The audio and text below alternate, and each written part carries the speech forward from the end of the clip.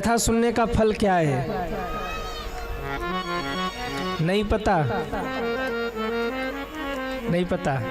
सुनिए, मैं आज सोच रहा था कि कथा सुनने का फल क्या है, क्योंकि कथा तो भगवान के कृपा का फल है। जब भगवान की कृपा होती है, अति हरि कृपा जाहि पर होई, पाँव देहि एहि मार्ग सोई।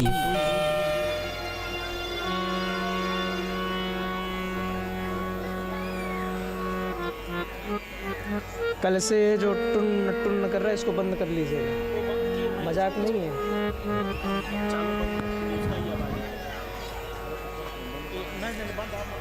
बोलिए भक्तवत्सल भगवान की जय हो। भगवान की कृपा का फल है कथा। तो कथा का फल क्या है? तो मैं सोच रहा था कि पवई में पिछले बार कितने दिन की कथा थी? कितने दिन की कथा थी? और अब की बार कितने दिन की कथा है? 7 दिन की कथा है। तो मैं आज ही सोच रहा था कि भगवान के कृपा का फल है कथा, और कथा के कृपा का फल है पुनः कथा, और 2 दिन एक्स्ट्रा कथा, 5 दिन से 7 दिन की कथा। तो पिछली बार तो हम लोगों ने 5 ही दिन आनंद लिया, लेकिन अब की बार कथा के कृपा का फल हम सभी को मिला है कि इसी धरती पर बैठकर जहां हम लोगों ने 5 दिन शिव महापुराण कथा को गाया था, वहीं पर अब की बार हम लोग 7 दिन भगवान शिव की कथा को गाएंगे। ये है भगवान के कथा का फल। और देखिए, अगर इस धरती पर बार बार कथा हो रही है ना, तो ये साधारण बात नहीं है। अगर इस धरती पर बार बार कथा हो रही है तो निश्चित ही इस धरती में, इस धरती पर, इस धरती का सौभाग्य रहा होगा, इस धरती का चुनाव मेरे महादेव ने किया होगा, तब इस धरती पर बार बार कथा हो रही है। थोड़ा सा इको कम कर दीजिए। क्यों? एक बार शंकर जी और पार्वती जी कहीं जा रहे थे। भोले बाबा 1 मिनट रुक गए। माता जी ने कहा क्या हो गया बाबा? कहा 1 मिनट देवी रुकिए। बाबा ने वहीं दंडवत प्रणाम किया। माता जी ने कहा प्रभु चलते चलते यहाँ दंडवत प्रणाम कर रहे हैं, यहाँ न तो कोई मंदिर है न तो कोई देवस्थान है, आप दंडवत प्रणाम कर रहे। शंकर जी ने कहा देवी ये भूमि साधारण नहीं है, ये वो भूमि है जहाँ आज से 1000 वर्ष पहले भगवान की कथा हुई थी, इसलिए मैं इस भूमि को प्रणाम कर रहा हूँ। दोनों फिर आगे बढ़े। चलते चलते शंकर जी फिर रुक गए और फिर दंडवत प्रणाम किया। माता जी ने कहा प्रभु अब की बार क्यों प्रणाम कर रहे? यहाँ तो कोई देवभूमि है नहीं, मंदिर है नहीं, यहाँ तो कोई कथा हुई नहीं थी, फिर क्यों प्रणाम कर रहे? शंकर जी ने कहा देवी ये वो भूमि है जिस भूमि पर आज से 1000 वर्ष बाद भगवान की कथा होगी, इसलिए मैं इस भूमि को प्रणाम कर रहा हूँ। मतलब आप लोग समझ रहे हैं कथा कहाँ होनी है, ये हम और आप निर्धारित नहीं कर सकते। ये निर्धारित तो मेरे महादेव ही करते हैं कि कथा होगी कहाँ, किस भूमि पर कथा होगी, कौन निमित्त बनेगा, कौन भगवान की कथा करवाएगा, ये हम आप निर्धारित नहीं कर सकते। ये निर्धारित करेंगे मेरे महादेव, ये महादेव की जिम्मेदारी है। तो अगर ये हमारा आयोजक मंडल कथा करवा रहा है और इस भूमि पर भगवान की कथा हो रही है, तो ये निश्चित है कि मेरे महादेव ने इस भूमि का चुनाव किया है। तो आज से 7 दिनों तक हम लोग शिव महापुराण कथा का आनंद लेंगे, इस सत्संग के सरोवर में स्नान करेंगे। पिछली बार कितने लोगों ने कथा को सुना था वो हाथ उठाएं। वाह। और इस बार पुनः हम सभी लोग 7 दिनों तक इसका आनंद लेंगे, क्योंकि सच्चा सुख तो केवल भगवान के चरणों में ही है सज्जनों। ये दुनिया में जो सुख दिखाई देता है, धन में, बेटा में, बेटी में, एक दिन दुखदाई हो सकता है, लेकिन सच्चा सुख, सच्चा आनंद अगर कहीं है तो भगवान की कथा में है, भगवान के सत्संग में है, शिव महापुराण की कथा में है सज्जनों।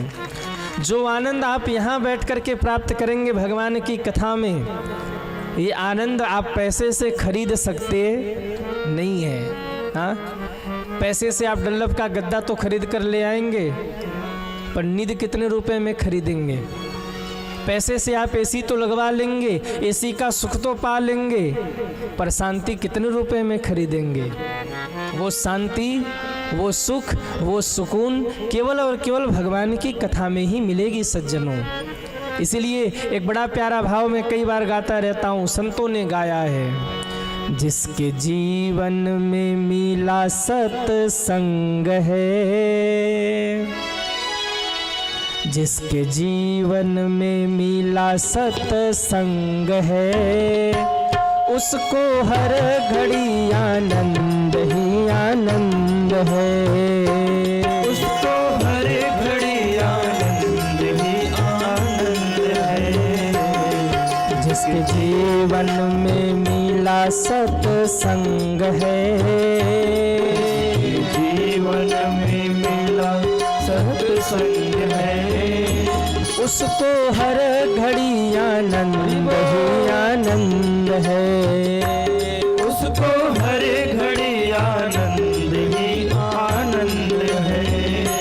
जिसके जीवन में मिला सत्संग है, जिसके जीवन में मिला सत्संग है, उसको हर घड़ी आनंद ही आनंद है, उसको हर घड़ी आनंद ही आनंद है। जरा उठाइए दोनों हाथों को, हरि बोल जय हो।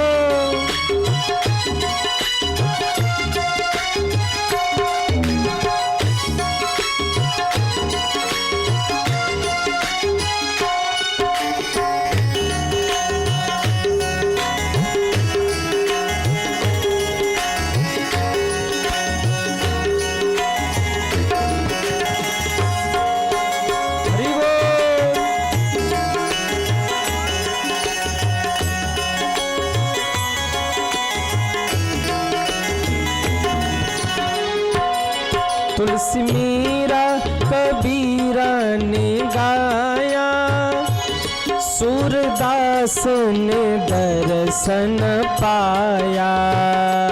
तुलसी मीरा कबीरा ने गाया, जय हो।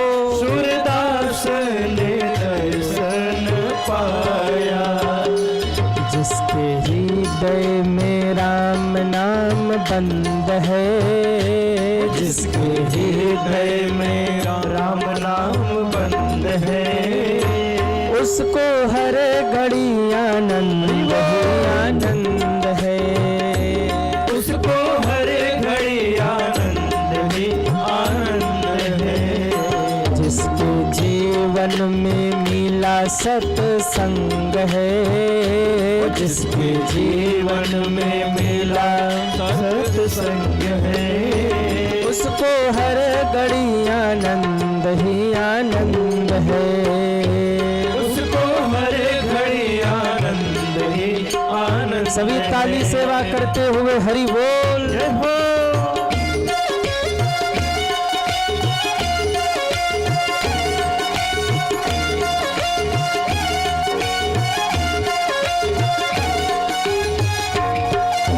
जय हो।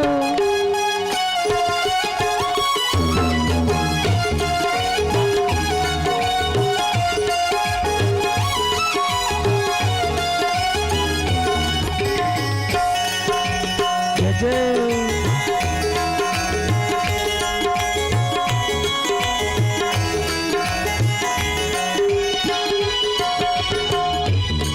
आप में से कितने लोग हैं जो स्वर्ग जाना चाहते हैं? वो हाथ उठाएं।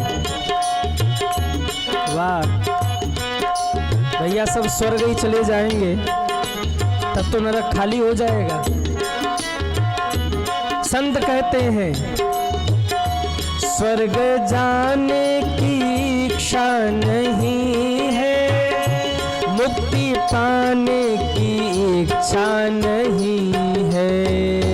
स्वर्ग जाने की इच्छा नहीं है, मुक्ति पाने की इच्छा नहीं है। साधु संतों को परमानंद है, साधु संतों को परमानंद है। हम लोगों पे तो भगवान ने इतना हाय हाय करते हैं। अभी कुंभ लग रहा है, जाइए प्रयागराज, देखिए बाबा जी के पास कुछ नहीं है, नागा बाबा बैठे हुए हैं और आनंद देखो तो साधु संतों को परमानंद है, साधु संतों को परमानंद है, उसको हर घड़ी आनंद ही आनंद है, उसको हर घड़ी आनंद ही आनंद है। जिसके जीवन में मिला सत्संग है, जिसके जीवन में मिला सत्संग है, उसको हर घड़ी आनंद ही आनंद है, उसको हर घड़ी आनंद ही आनंद है, उसको हर घड़ी आनंद ही आनंद है, उसको हर घड़ी आनंद ही आनंद है। जिसके जीवन में मिला सत्संग है, जिसके जीवन में, अरे गाओ भाई, भूल गए क्या आप लोग की गाना भी है?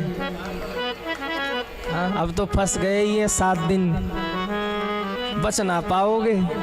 हाँ, चाहे लाख बचना चाहो पर बच ना पाओगे, हम तो गवा के ही मानेंगे। जिसके जीवन में मिला सत्संग है, जिसके जीवन में,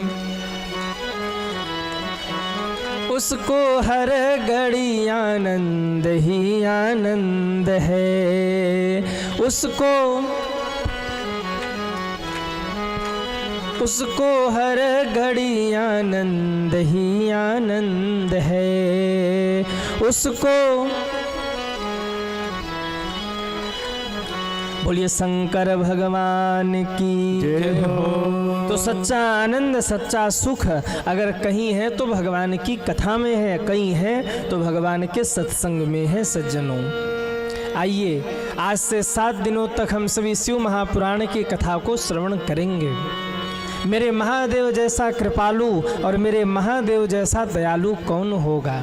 हाँ, जो कोई भी महादेव की शरण में चला जाए ना, मेरे महादेव ये नहीं देखते इसने कितना पूजन किया, कितना पाठ किया, कितना जप किया, कितना तप किया, कितना लोटा हमको जल चढ़ाया, कितना अक्षत चढ़ाया। जो कोई भी मेरे महादेव की शरण में चला जाए, महादेव बस इतना देखते हैं कि मेरी शरण में आ गया है, मेरे महादेव उसको स्वीकार कर लेते हैं। और देखिए जितने सरल और सहज मेरे महादेव हैं ना, उतना सरल कोई और नहीं है। अगर कन्हैया को आप देखो तो इतने चतुर हैं कि कोई आप कुछ मांगो तो तथास्तु कहने से पहले सोचेंगे, विचारेंगे, फिर तथास्तु कहेंगे। अन्य देवी देवता हैं तो विचार करेंगे, विमर्श करेंगे, फिर तथास्तु कहेंगे। पर मेरे महादेव, इनकी जिह्वा पे तथास्तु रहता है। कोई भी कुछ भी मांगे तुरंत तथास्तु। मैं अमर हो जाऊं, मैं मरूं नहीं, मैं ये हो जाऊं, मैं वो हो जाऊं, ऐसा हो जाए। भोले बाबा तो सोचते ही नहीं है मांग क्या रहा है। एक बार क्या हुआ, अब देखिए शंकर जी कितने दयालु हैं। एक असुर ने नारद जी से पूछा, बाबा कोई ऐसे देवता का नाम बताइए जो बड़े सरल हो, जो बड़े सहज हों, और ऐसे देवता हों जो तुरंत तथास्तु कहते हों। नारद जी ने कहा, देखो ऐसे तो एक ही देवता है मेरे महादेव। अब उसने हाथ जोड़कर नमः शिवाय, नमः शिवाय, नमः शिवाय तब करना शुरू किया। तब करते करते करते करते बहुत दिन बीत गए। अब इसको क्रोध आया, बाबा प्रसन्न क्यों नहीं हो रहे। हाथ पैर काट काट के लगा चढ़ाने महादेव को, और जैसे ही हाथ पैर काट काट के सिर काटने को आगे बढ़ा, उसी समय शंकर जी प्रकट हो गए। बेटा वर मांगो, वर मांगो, क्या चाहिए। बाबा प्रकट हो गए, आशीर्वाद दिया, वो स्वस्थ हुआ। शंकर जी ने कहा, वर मांगो, क्या चाहिए। उसने कहा, महाराज हमको एक ही वरदान दीजिए, जिसके सिर पे हाथ रखूं वही जल के भस्म हो जाए। अब और कोई देवता होता तो सोचता विचारता फिर तथास्तु कहता, लेकिन शंकर जी तो शंकर जी, जैसे उसने कहा जिसके सिर पे हाथ रखो वो भस्म हो जाए, शंकर जी ने कहा तथास्तु। जैसे ही वरदान मिला इसकी बुद्धि बिगड़ गई। शंकर जी के बगल में थी पार्वती माता। पार्वती माता को इसने देखा, इसके मन में आया ये पार्वती जी शंकर जी के बगल में क्या कर रही हैं, ये तो हमारे बगल में होनी चाहिए। सोई महाराज शंकर जी के सिर पे हाथ रख के, शंकर जी के सिर पे हाथ रख के बाबा को ही भस्म करने चला। जैसे ही बाबा को भस्म करने चला, शंकर जी 2 कदम पीछे हट के क्या कर रहे? बोले बाबा आपने जो वरदान दिया उसी का प्रैक्टिकल कर रहा हूँ, देखना चाह रहा हूँ कि वरदान झूठा है कि सच्चा है। शंकर जी ने कहा तुम्हारे भी तो सिर है, अपने सिर पे रख के प्रैक्टिकल करो। बोले ना महाराज, वरदान आपका, प्रैक्टिकल आप पे ही होगा। शंकर जी कहने लगे हे भगवान कहाँ फंस गया मैं। 5 मिनट 10 मिनट उसको समझाया, देखो बेटा ये ठीक नहीं है, लेकिन वो तो जिद पे आ गया। बाबा वरदान आपका, प्रैक्टिकल भी कहिए आप पे ही होगा। 10 मिनट शंकर जी ने समझाया, फिर देखा ये मानने वाला नहीं है, अपने राम तो भागते ही बनेंगे तो ही ठीक है। शंकर जी ने हाथ जोड़ा, नारायण भगवान की जय हो। हे प्रभु पड़ गया ये, पीछे बचा लो हमको। और इतना कह के शंकर जी ने भागना शुरू किया। आगे आगे शंकर जी भागे, पीछे पीछे भस्मासुर भागे। रुक जाओ बाबा। शंकर जी कहते बेटा आज नहीं रुकने वाला, आज भग जाने दो हमें, तुम मार डालोगे हमको जला के। आगे आगे बाबा भग रहे, पीछे पीछे भस्मासुर, न ये रुके न वो रुके। और बीच बीच में शंकर जी चिल्ला रहे हे नारायण भगवान बचा लो, अब की खाई सो खाई, आगे खाई सो राम दुहाई। भगवान नारायण बैठे बैठे कह रहे और कहो तथास्तु। अब अच्छे से पाला पड़ा है, सोचते विचारते नहीं, हर किसी को तथास्तु कहते हैं। अब पता लगेगा तथास्तु का मतलब क्या होता है। 2 घंटे तक शंकर जी भागते रहे, वो दौड़ाता रहा। 2 घंटे बाद जब देखा कि शंकर जी ज़्यादा ही परेशान हो गए, तो भगवान ने ब्रह्मचारी का रूप बनाया और बीच मार्ग में प्रकट हो गए। आवाज़ लगा रहे ओ भस्मासुर रुक जा, कहाँ भग रहा है। भस्मासुर ने कहा अभी नहीं रुकने वाला, बाबा भग जाएंगे, उनको पकड़ना है, अभी नहीं रुकने वाला मैं। शंकर जी ने आवाज़ लगाया ओम महादेव। विष्णु जी ने आवाज लगाया ओम महादेव। शंकर जी खड़े हो गए, सोचने लगे एक तो भस्मासुर पीछे पड़ा था, दूसरा कौन आ गया। पीछे मुड़कर देखा तो ब्रह्मचारी का रूप बनाए भगवान विष्णु खड़े थे। और आंख मटकाते हुए धीरे से कहा बाबा जरा जम जाओ, राम राम राम राम कर दे इसका, अब जरा जम जाओ वहीं जहाँ हो। जैसे इशारा किया विष्णु भगवान खड़े हो गए। अब तो भस्मासुर पे बड़ा जबरदस्त प्रभाव पड़ा कि रे भाई ये ब्रह्मचारी बाबा तो पहुँचे हुए हैं। इनके एक आवाज पर स्वयं शंकर जी खड़े हो गए। अब पास गया, कहिए महाराज क्या बात है। भगवान विष्णु ने कहा कहाँ भाग रहे हो, पसीने पसीने होए जा रहे हो, चेहरा उतर गया है, भागे जा रहे हो, ये तो बताओ कहाँ भाग रहे हो। कहा महाराज ये जो शंकर जी हैं ना, इन्होंने मुझे वरदान दिया है कि जिसके सिर पे हाथ रखूंगा वहीं जलकर कहिए भस्म हो जाएगा।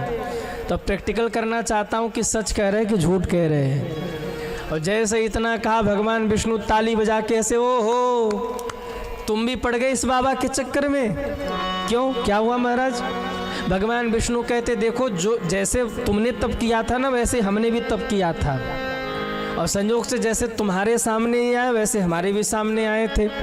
और भस्मासुर संयोग देखो, जो वरदान तुमने मांगा था वही वरदान हमने भी मांगा था।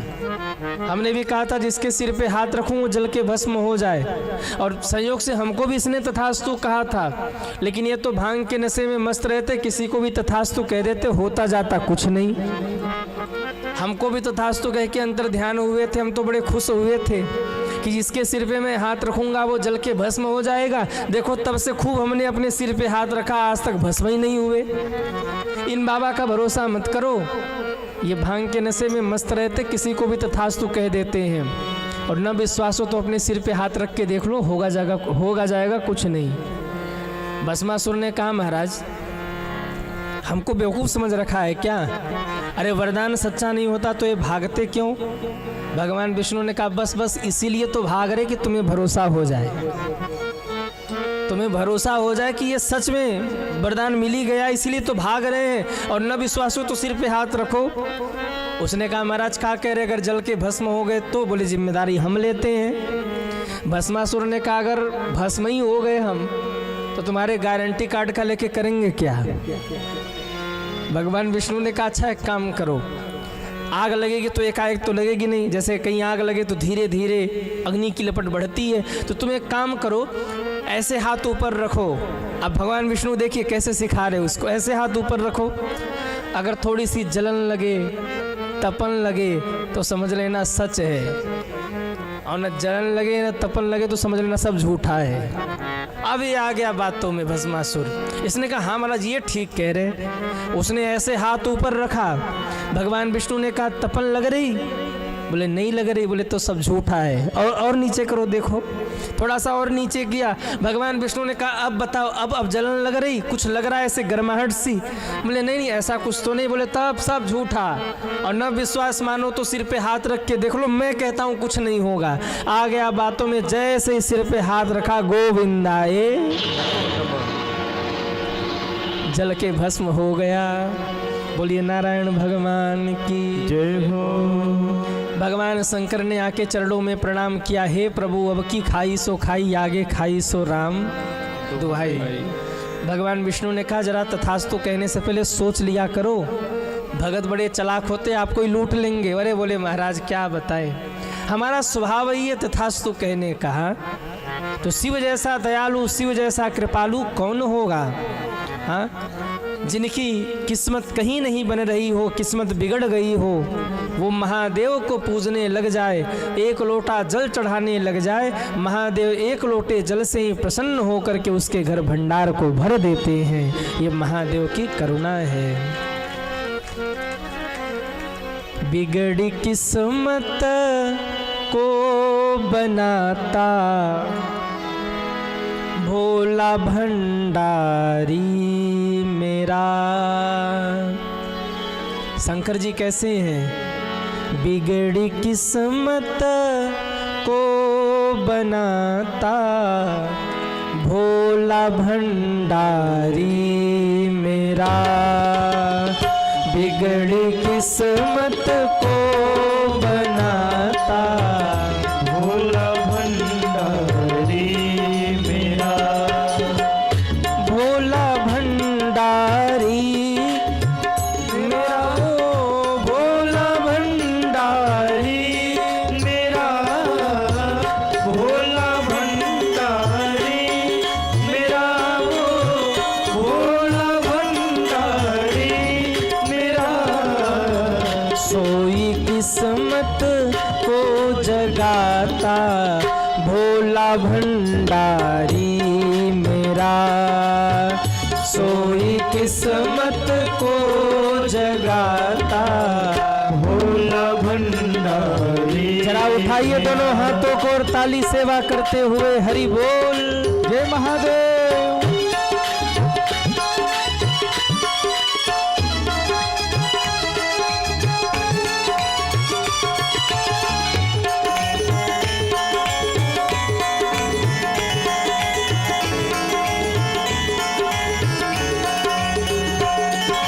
हरि बोल।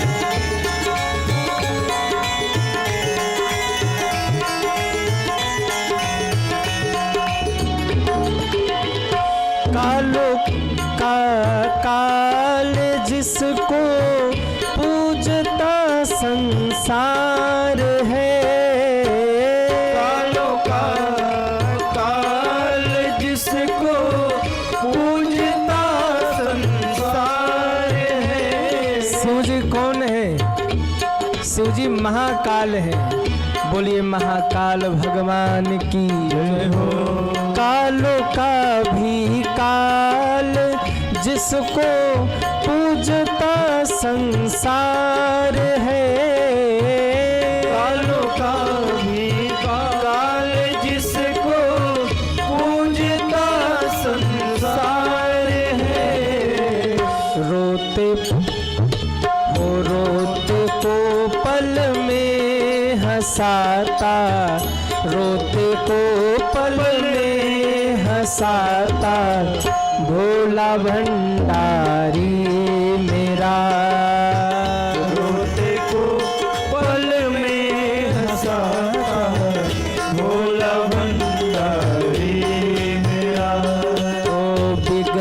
किस्मत को बनाता भोला भंडारी मेरा। बिगड़ी किस्मत को बनाता भोला भंडारी। सभी ताली सेवा करते हुए हरि बोल जय हो।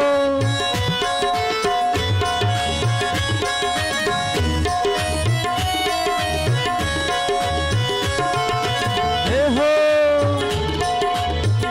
सबको देता महल खजाना डमरू वाला प्यार से। सबको देता महल खजाना डमरू वाला प्यार से। सबको देता महल खजाना डमरू वाला प्यार से। सबको देता महल खजाना डमरू वाला प्यार से। नंदी पे शंकर जी किसके ऊपर बैठ के चलते हैं? कहिए। हर व्यक्ति की चॉइस ये होती कि मैं नई गाड़ी पे चलूं, होती है कि नहीं? गाड़ी ले आए खटारा हो गई तो कहते इसको हटाओ दूसरी ले आओ। पर मेरे भोले बाबा वाह, जिसका हाथ पकड़ लेना अंतिम तक छोड़ते नहीं है। बूढ़े नंदी पर बैठ के चलते रहते हैं। कोई कहे बाबा अब गाड़ी बदल दो, बोले ना अपना आदमी है छोड़ूंगा नहीं। ओ नंदी पे आसन जमाता, नंदी पे आसन जमाता भोला भंडारी मेरा। नंदी पे आसन जमाता भोला भंडारी। एक बार सभी दोनों हाथ ऊपर करें और तालियां बजाते हुए। बिगड़ी किस्मत को जगाता भोला भंडारी मेरा। बिगड़ी किस्मत को जगाता भोला भंडारी मेरा। बिगड़ी किस्मत को बनाता भोला भंडारी मेरा। बिगड़ी किस्मत को बनाता भोला भंडारी मेरा। ओ भोला भंडारी मेरा। भोला भंडारी मेरा। ओ भोला भंडारी मेरा। भोला भंडारी मेरा।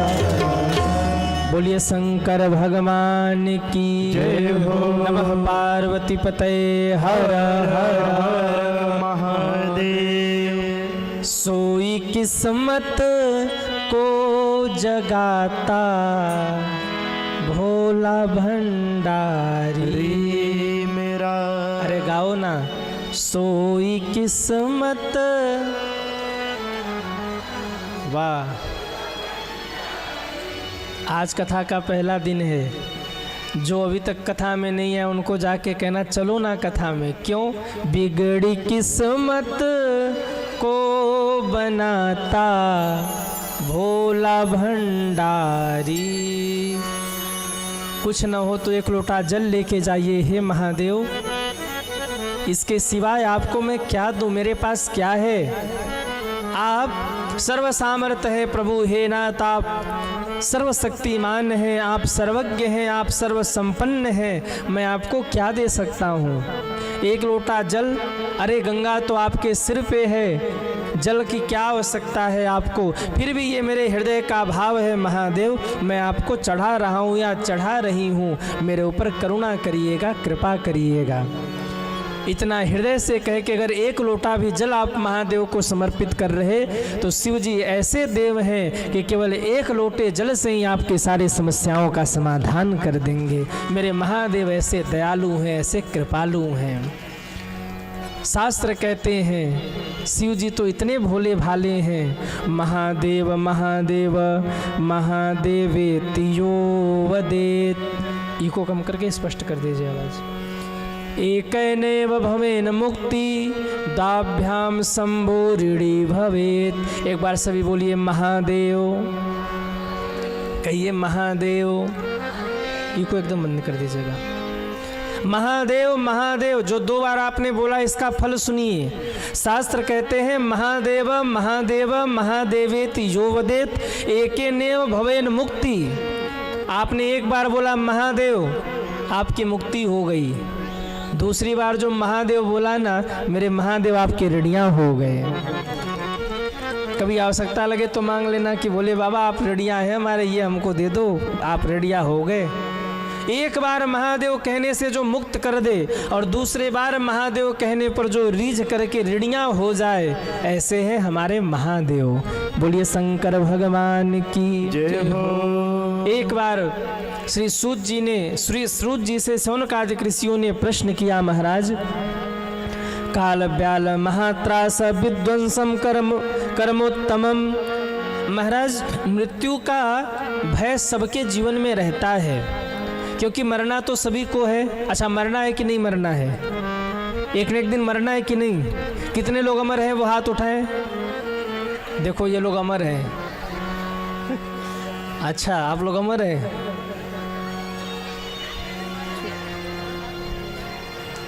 श्वासों से बड़ा दगाबाज दुनिया में कोई नहीं है भाई। कभी दगा दे के निकल जा, कोई भरोसा नहीं है। मरना सबको पड़ेगा। बच्चे ने जन्म लिया है, डॉक्टर बनेगा, इंजीनियर बनेगा, चोर बनेगा, डाकू बनेगा, संत बनेगा, महात्मा बनेगा, ये बात की बात है। लेकिन बच्चे ने जन्म लिया है तो एक न एक दिन मरेगा, ये तुरंत की बात है। इसमें कोई आगे पीछे नहीं कर सकता। वो क्या बनेगा ये बाद में पता लगेगा, लेकिन उसने जन्म लिया है तो 50 साल बाद, 60 साल बाद, 70 साल बाद, 100 साल बाद मरेगा ही मरेगा, ये बात बिल्कुल कन्फर्म है।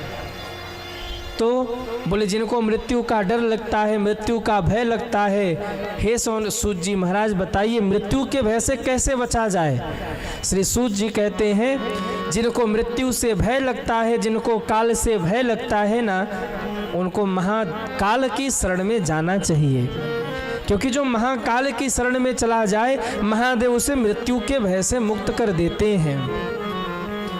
एक कहावत भी आपने सुना होगा, अकाल मौत वो मरे जो काम करे चांडाल का, काल भी उसका क्या करे जो भक्त हो महाकाल का। जो महाकाल का भक्त है, काल भी उसका क्या कर सकता है। तो आइए ऐसे महाकाल की शरण में हम सभी लोग चलें और शिव महापुराण के महात्म्य की कथा हम सभी लोग श्रवण करें। जैसे रामचरितमानस में 7 कांड है ना, ऐसे ही शिव महापुराण में भी 7 संहिताएं हैं, 7 कांड हैं। पहला कांड है, पहली संहिता है विद्येश्वर संहिता, दूसरी संहिता है शैव्य संहिता, तीसरी संहिता है शत्रुत्र संहिता, चौथी है कोटिरुद्र संहिता, 5वीं है उमा संहिता, 6ठी है कैलाश संहिता और 7वीं है वायव्य संहिता। ये 7 कांड शिव महापुराण में भी हैं। शिव महापुराण के प्रथम में शिव महापुराण के महात्म्य की कथा आई है। महात्म्य सुनना क्यों जरूरी है? क्योंकि जब तक महात्म्य की कथा को नहीं सुनेंगे तब तक कथा के प्रति हमारी रुचि नहीं हो सकती। किसी से अगर प्रेम करना हो, किसी में अगर निष्ठा करनी हो, तो उसके महात्म्य को सुनना पड़ेगा कि उसकी महानता क्या है, उसकी विशेषता क्या है, तब हमें उससे प्रेम होगा। तो इस शिव महापुराण की कथा को हम लोग सुने, इससे पहले इसके महात्म्य को जाने। ये जो 7 दिन आप अपना समय निकालेंगे, 3-3 घंटे आके कथा में बैठेंगे, कथा को सुनेंगे, तो इससे होने वाला क्या है, ध्यान से सुनिएगा। महात्म्य की कथा में 2 ब्राह्मणों की कथा आई है। पहले ब्राह्मण की कथा आई, श्री सूत जी श्रवण करा रहे हैं। आसीत किरात नगरे ब्राह्मणो ज्ञान दुर्बलः दरिद्रो रस विक्रेता देव धर्म परान मुख। प्राचीन समय में एक गांव था, जिस गांव में एक देवराज नाम के ब्राह्मण रहते थे। ये देवराज नाम के जो ब्राह्मण थे, न तो जीवन में पूजा, न पाठ, न धर्म, न सत्कर्म, कुछ नहीं करते थे। देखो, घर में पूजा जरूर होनी चाहिए। आपके घर में पूजा पाठ, सत्यनारायण भगवान की कथा ये करते रहिए। आप कहेंगे महाराज जी पूजा करने से क्या होगा? पूजा शब्द जो है ना, ये शिव महापुराण से प्रकट हुआ। इसमें 2 शब्द है, पू जा। पू यानी ऐश्वर्य को, जा यानी जन्म दे, जो आपके घरों में ऐश्वर्य को जन्म दे उसी का नाम पूजा है सज्जनों। इसलिए घर में पूजन करिए, अगरबत्ती धूप जलाइए, अगरबत्ती नहीं जलाना चाहिए। आप में से कितने लोग जानते हैं कि अगरबत्ती नहीं जलाना चाहिए? वो हाथ उठाएं। वाह, बड़े जानकार बैठे, हम तो झूठे ही आगे पवई। हमको पता रहता कि ये खुद ही कथावाचक है। हाँ?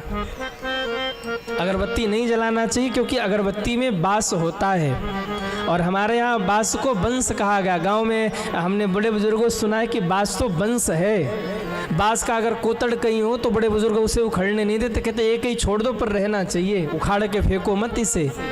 बहुत ही मजबूरी है तो उखाड़ दे, लेकिन अगर वो है जगह है कि भाई यहाँ रह सकता है तो बड़े बुजुर्ग कहते भैया बास बंस है, इसको मत उखाड़ो।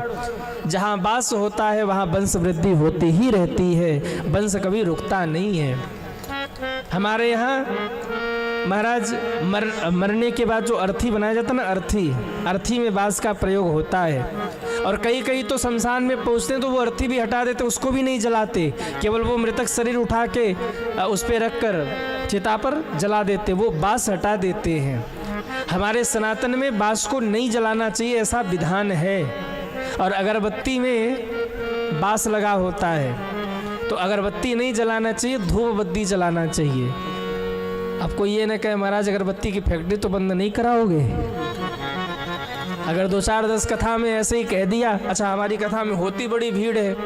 अभी कल तक थाने में कथा थी, थाने में आपके यहाँ से बगल में ही है, कितने किलोमीटर होगा? 15-20 किलोमीटर, हाँ 25 किलोमीटर। इतनी भीड़ हो गई, बैठने तक को जगह नहीं था, लोग बाहर दूर खड़े होकर सुन रहे थे। तो अब कोई ये न कहे कि महाराज ऐसे ही 2-4 कथाओं में कह दोगे तो अगरबत्ती की फैक्ट्री बंद हो जाएगी, बहुत पाप लगेगा। पर भैया देखो जो सत्य है वो तो सत्य है। बांस नहीं जलाना चाहिए तो नहीं जलाना चाहिए। हाँ, अगर आपको दिखाना है तो आप धूप जला के भगवान को दिखा लीजिए, लेकिन अगरबत्ती मत जलाइए क्योंकि उसमें बांस लगा होता है। तो घर में धूप जलाइए, दीप जलाइए। आप भगवान के सामने दीप जलाइए ना, तो आप देखिएगा कि उस पूरे कमरे में जैसे एक अलग उत्साह, एक अलग आनंद हो जाता है। आप घर में धूप जला दीजिए तो पूरे घर का माहौल बदल जाता है, जैसे लगता है भगवान का वास हो गया है। आप घर में टन टन टन करके घंटी बजाते हैं, ये क्या है? कई लोग तो यही नहीं समझते कि हम घंटी बजाते, घंटी का मतलब क्या है। ये घंटी बज रही है टन टन टन टन, ये क्या? ये तो कुछ समझ में नहीं आ रहा। इससे भगवान खुश होंगे? ध्यान रखिएगा।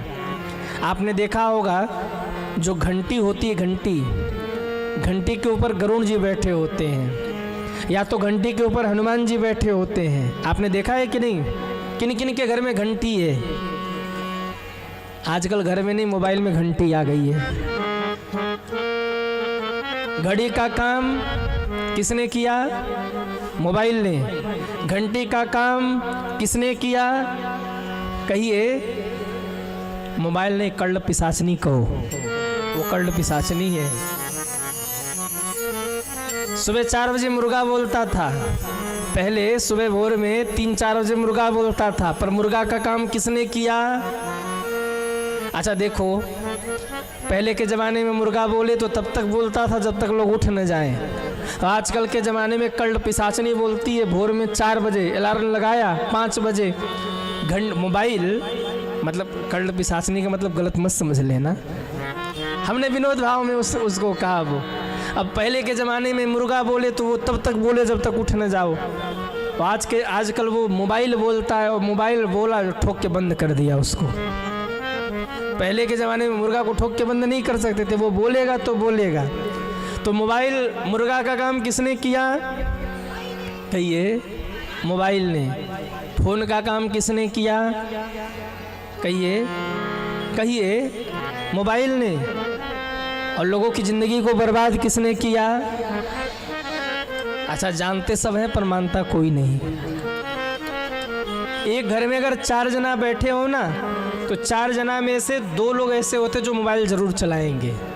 अच्छा, 4 मित्र बैठे हो, बात कर रहे हो, तो उसमें से एक ऐसा ज़रूर होगा जो कान के पास लगा के बैठा होगा फ़ोन। हाँ, तो आजकल सब काम मोबाइल कर रहा है, लेकिन घंटी जरूर बजनी चाहिए घर में। आप कहेंगे महाराज जी घंटी क्यों बजाएं, घंटी बजने से क्या होता है? घंटी के ऊपर गरुण जी बैठे होते हैं, घंटी के ऊपर हनुमान जी बैठे होते हैं। और जैसे आप चीन चले जाइए, चीन कोई गया है? चीन कोई गया है घूमने? जाना भी मत, कब कोरोना फैल जाएगा कोई भरोसा नहीं है। अभी कुछ दिन पहले एक और वायरस निकला था, अभी शायद वो है कि नहीं पता नहीं, है कि नहीं, थोड़ा थोड़ा है।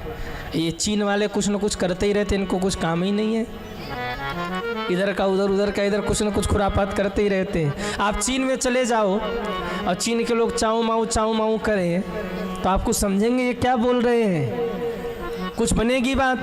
कहिए। या चीन वाले भारत आ जाए और भारत के लोग हिंदी में बोले तो चीन वाले समझेंगे?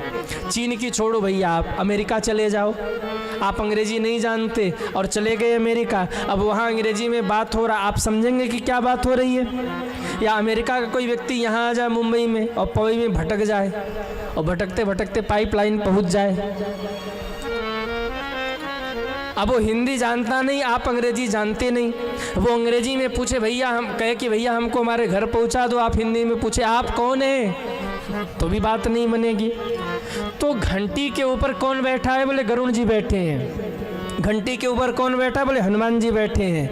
अब उनकी भाषा क्या है ये हमारे आपके समझ में आने वाली नहीं है। जब हम भगवान को भोग लगाते हैं, जब हम भगवान की आरती करते हैं तो हम घंटी बजाते हैं, यानी उसके ऊपर जो गरुण जी बैठे हैं, उसके ऊपर जो हनुमान जी बैठे हैं, हम उनको कहते प्रभु हमको नहीं आता मंत्र, हमको नहीं आती आरती, अगर हमारे भाव में कोई त्रुटि रह जाए तो आप घंटी के ऊपर बैठ करके मंत्र बोल देना ताकि ठाकुर जी मेरे पूजन को स्वीकार कर ले। वो जो टन टन टन टन बज रहा ना, वो हम आप नहीं समझेंगे घंटी की भाषा, लेकिन वो भगवान समझ रहे, वो देव भाषा है, उसको साधारण मत समझिए। वो गरुण जी बैठे तो गरुण जी बोल रहे हैं, घंटी के ऊपर अगर हनुमान जी बैठे हैं तो हनुमान जी बोल रहे हैं। वो ये ऐसे मत समझना, हमारे यहाँ जो ये शास्त्र है, ये आध्यात्म है, ये बड़ा विस्तृत है। जब आप अध्ययन करेंगे तब आपको पता लगेगा कि हमारे सनातन में कौन कौन सी ऐसी चीज़ें छुपी हुई हैं। घंटी के ऊपर बैठ के हनुमान जी बोल रहे हैं, मंत्र बोल रहे हैं, हमारे पूजन में कोई त्रुटि न रह जाए, इसलिए घंटी पे बैठकर गरुण जी मंत्र बोल रहे हैं ताकि हमारे पूजन में कोई त्रुटि न रह जाए। तो घर में पूजा जरूर करिए, समय मिले कभी कभी सत्यनारायण भगवान की कथा सुन लीजिए, आप धर्म करिए। आप में से कितने लोग खुश रहना चाहते हैं, प्रसन्न रहना चाहते हैं, वो हाथ उठाइए। जय हो। अगर खुश रहना चाहते हैं ना तो दान धर्म सत्कर्म करते रहिए। क्यों? 10,000 का मेकअप करके शीशे के सामने जाकर खड़े हो जाइए, सुंदर नहीं लगेंगे आप, क्योंकि वो धुलने के बाद समाप्त हो जाएगा। पर किसी गरीब के बच्चे को, किसी गरीब को, किसी भूखे को 2 रोटी खिलाकर आप दर्पण के सामने जाकर खड़े हो जाइएगा, चेहरे की चमक बदल जाएगी सज्जनों। वो जो खूबसूरती है वो क्रीम पाउडर लगाने से भी मिलने वाली नहीं है। वो जो सुकून है, वो जो आनंद है, वो जो सुख है, वो संसार में आपको नहीं मिलने वाला। किसी गरीब को आपने 2 रोटी खिला दिया, फिर अपने अंतर मन से देखना, पूछना कितना आनंद आपको मिलता है, कितनी अच्छी अनुभूति आपको होती है। धर्म करते रहेंगे, दान करते रहेंगे, सत्कर्म करते रहेंगे, भजन करते रहेंगे तो सुखी रहेंगे, आनंदित रहेंगे। देवराज नाम के ब्राह्मण न पूजा करे, न पाठ करे, न धर्म करे, न सत्कर्म करे, एक बार ये कुसंग में पड़ गया। एक गणिका से इसको प्रेम हो गया। पत्नी ने समझाया, महाराज ये ठीक नहीं, आप कुमार्गगामी हो रहे हैं। माँ ने भी समझाया, लेकिन पापी तो पापी ही होता है। एक दिन इसको क्रोध आया, इसने आधी रात को पत्नी और माँ को मौत के घाट उतार दिया, मार डाला दोनों को, और उस गणिका को घर ले आया। गणिका को चाहिए था धन, जब तक धन गणिका के नाम नहीं हुआ था तब तक तो गणिका साथ रही, पर जब सारा धन गणिका के नाम से हो गया, गणिका ने छीन लिया सारा धन और धक्का देकर देवराज को घर से निकाल दिया। अब क्या करे वो? घूमते घामते प्रयाग में पहुंचा। उन दिनों प्रयाग में कुंभ लग रहा था, जैसे इस समय महाकुंभ लगा हुआ है। कुंभ भी 3 प्रकार के होते हैं, अर्धकुंभ, पूर्ण कुंभ, महाकुंभ। अर्धकुंभ लगता है 6 वर्षों में, पूर्ण कुंभ लगता है 12 वर्षों में और महाकुंभ लगता है 144 वर्षों में। महाकुंभ है इस बार, कुंभ नहीं है, अर्धकुंभ नहीं है। और इस बार तो लगभग 40 से 50 करोड़ लोग उस महाकुंभ में स्नान करेंगे। सज्जनों, ऐसी व्यवस्था हुई है। पर आप लोग चिंता मत करना। आप में से कितने लोग हैं जो कुंभ जा रहे हैं नहाने? इस बार जा रहे हैं आप लोग? सच में कि झूठ? टिकट हो गया? टिकट हो गया? हो गया? हाँ, कार से जाएंगे? अरे राम राम,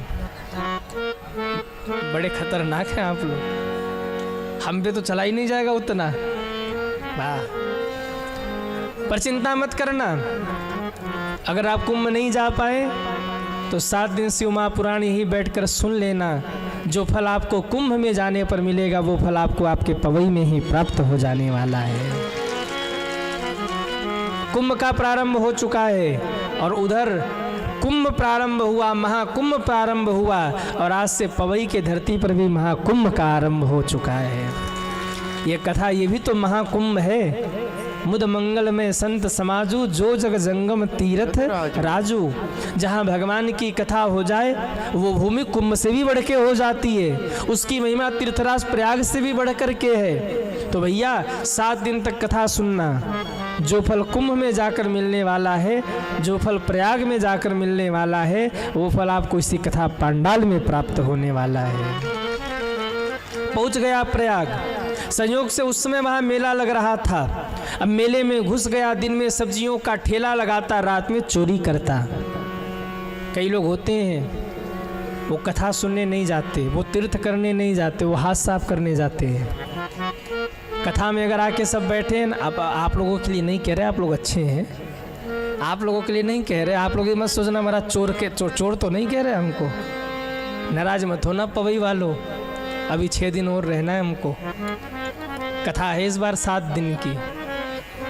कई लोग होते हैं वो कथा सुनने नहीं जाते, वो देखने जाते कि कौन बढ़िया वाला चप्पल पहन के आया है। वो कथा में जाएंगे तो पहले ही लिख लेंगे कि सबसे बढ़िया ब्रांडेड चप्पल किसका है। और कथा सुनेंगे आधे घंटे, उठेंगे धीरे से, अपना वाला पुराना छोड़ेंगे और नया वाला पहन के निकल जाएंगे। अच्छा, फिर दूसरे दिन आएंगे और घर का पुराना वाला चप्पल फिर पहन के आएंगे। सबसे पुराना फटा जो होगा वो पहन के आएंगे, पुराना वाला छोड़ेंगे, बढ़िया वाला पहन के 7 दिन की कथा में पूरे घर भर का चप्पल बदल लेंगे। हाँ, वैसे आप लोगों की चप्पल चोरी हुई कि नहीं? कभी हुई? कथा में हाँ हुई है? अच्छा, चलो ठीक है, कोई बात नहीं। ले गया तो ले जाने दो, दुख दारिद्र सब ले गया, ले जाने दो। चोरी करता, दिन में फलों का ठेला लगाता, रात में चोरी करता। लेकिन कहते हैं तीर्थ में भी जाकर जो पाप करे भरपाई कहाँ करेगा। घर में पाप हुआ तीर्थ में जाकर धो लेंगे, तीर्थ में पाप हुआ तो कहाँ जाके धोएंगे। पाप बढ़ता गया, पाप बढ़ता गया। और याद रखिएगा, भगवान सबके कर्मों का हिसाब करते हैं। कोई गलत करके खुश हो रहा है तो ये मत सोचना कि वो बड़ा प्रसन्न है, वो बड़ा सुखी है। जिस दिन हिसाब किताब होगा भगवान धरती पर लाके चिपका देंगे उसको। पाप करता था, बड़ा खुश रहता था, मैं चोरी करके आ गया, भरण पोषण हो रहा है। लेकिन एक दिन भगवान ने इसको दंड दिया, इसको चढ़ा है बुखार। इतना जोर चढ़ा, इतना जोर चढ़ा कि चलने फिरने लायक नहीं रह गया। जहाँ था वहीं बैठा रह गया। संजोग से जहाँ बैठा था वो एक पांडाल था और उस पांडाल में शिव महापुराण की कथा चल रही थी। अब इसको ज्वर चढ़ा था, पूरे शरीर में पीड़ा थी। शिव महापुराण कथा सुन रहा था, शिव महापुराण की कथा चल रही थी। कथा विश्राम हुई, सब चले गए। इसको उठने की शक्ति नहीं रह गई, बैठा रहा। आयोजकों ने जाके पूछा, भैया कहाँ से आए हो, कौन हो? उसने कहा, बड़े दूर से आए हैं, बड़ी भूख लगी है, भोजन करा दीजिए, कुछ दे दीजिए, बड़ी भूख लगी है। आयोजक बड़े दयालु थे, उन्होंने भोजन करा दिया। अब तो वही पड़ा रहा। 1 दिन हुआ, 2 दिन हुआ, तीसरे दिन उसको इतना बुखार चढ़ा, इतना बुखार चढ़ा कि पूरे शरीर में भयानक पीड़ा होने लगी। रोने लगा और रोते रोते कथा सुन रहा है और कह रहा है, हे महादेव, मैंने ब्राह्मण कुल में जन्म लिया, लेकिन मैंने जीवन में बहुत पाप किया। हे महादेव, अपने कुकर्मों के कारण ही मैं यहाँ तक पहुँचा हूँ और आज ऐसी स्थिति है कि आगे पीछे कोई हालचाल पूछने वाला भी नहीं है। मैंने अपनी पत्नी को मार डाला, मैंने अपने माँ को मार डाला और आज अपने पापों के कारण यहाँ ये दंड भुगत रहा हूँ। हे महादेव, अब तो शरीर में इतनी पीड़ा हो रही है, ऐसा लग रहा है कि अब मेरे प्राण नहीं बचेंगे, अब मेरे जाने का समय आ गया। महादेव, मैं आपकी कथा सुन रहा हूँ, हो सके तो मेरे पापों को मिटा देना बाबा। मैंने सुना है आप भोलेनाथ हैं, आप करुणा सिंधु हैं, आप भक्तों के पाप को नहीं देखते। मैंने बहुत पाप किया, मैं बहुत पापी हूँ। आप देखिए, जब भी भगवान के सामने जाइए ना, एक ही बात कहिए, हे प्रभु, मैं अधम हूँ, मैं पापी हूँ, मेरे समान दुष्ट इस संसार में कौन होगा, खल कौन होगा, मेरे समान भागा कौन होगा। पर हे प्रभु, मैं तो आप ही का हूँ। अगर आप भी मेरी न सुनोगे, आप मेरे ऊपर करुणा नहीं करोगे, आप मेरे ऊपर कृपा नहीं करोगे, तो कौन मेरे ऊपर कृपा करेगा? मैं आपका हूँ, मैं आपकी शरण में हूँ। हे प्रभु, यदि आप मेरा कल्याण नहीं करेंगे तो मेरा कल्याण कौन करेगा? हे नाथ, मैं आप ही का हूँ। बेटा नालायक हो जाए तो माँ बाप उसे डांट लेते हैं, फटकार लेते हैं, पर घर से नहीं भगाते, उसे त्यागते नहीं हैं।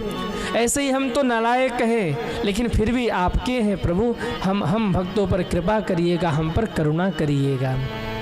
आज वो देवराज अपने कुकर्मों को याद करके रो रहा है और रो रो के महादेव को पुकार रहा है।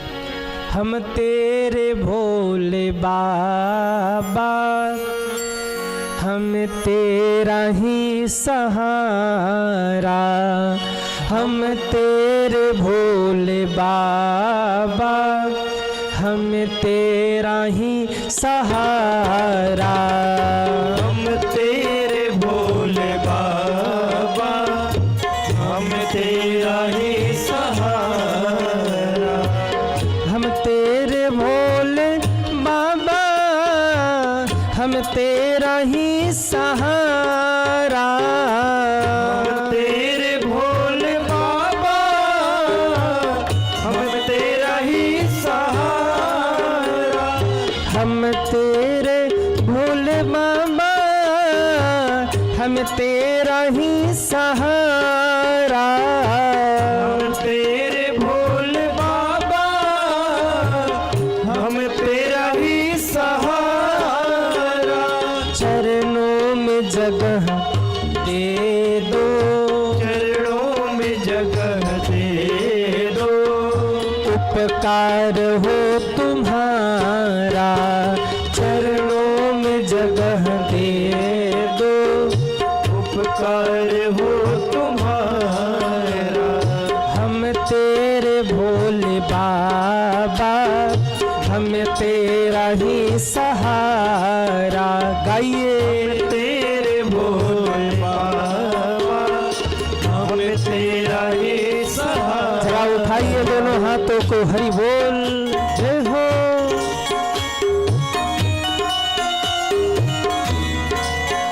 राधे,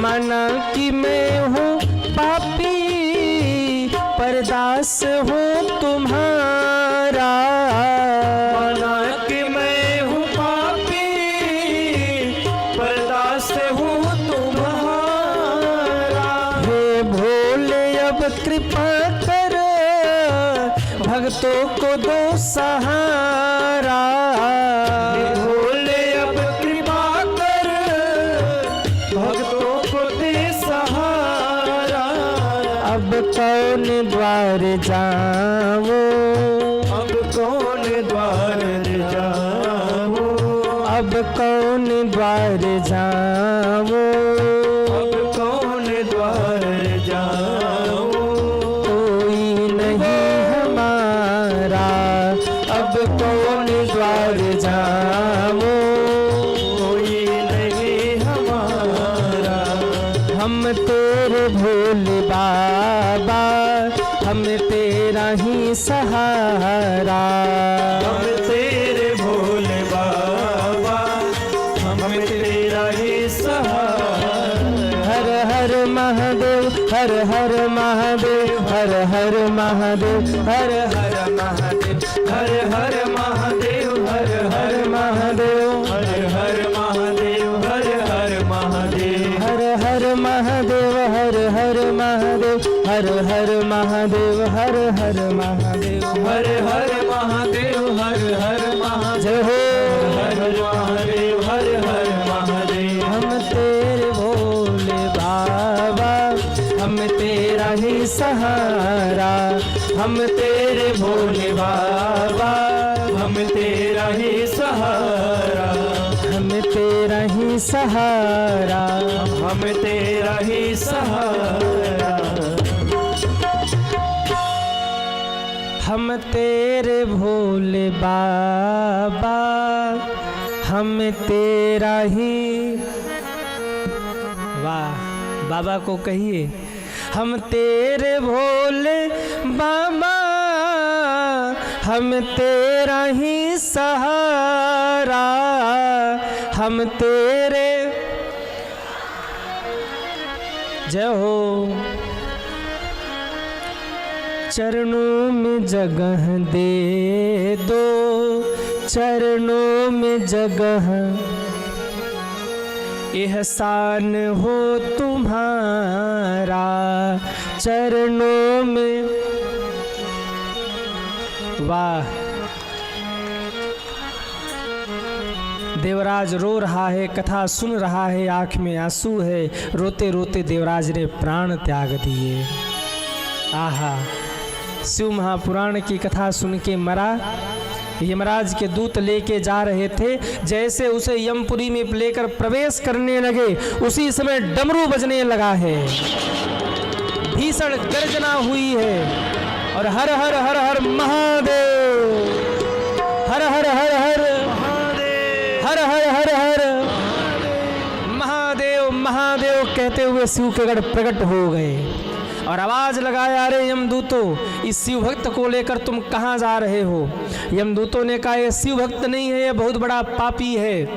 कहा, पापी रहा होगा सो रहा होगा, इसने जीवन के अंतिम समय में शिव महापुराण की कथा को सुना है, ये परम पुण्यात्मा हो गया, ये नरक नहीं, ये तो भगवान के धाम जाएगा, मेरे महादेव के धाम जाएगा। ये शिवगणों ने छीन लिया है यमराज के दूतों से। यथायम पुरी मध्य महाकोलाहलो भवेत, महाकोलाहल हो गया, हाहाकार मचा है। यमराज के दूतों के हाथ से शिवगणों ने इसे छीन लिया है और छीन करके महादेव के पास ले गए। बोलिए शंकर भगवान की जय हो। और ले जाकर के शिवलोक में उसे स्थान दे दिया। धन्यम शिव पुराणस्य कथा परम पावनी, यस्या श्रवण मात्रेण पापियान मुक्ति भात। धन्य है ये शिव महापुराण की कथा जो पापियों को भी तार देती है।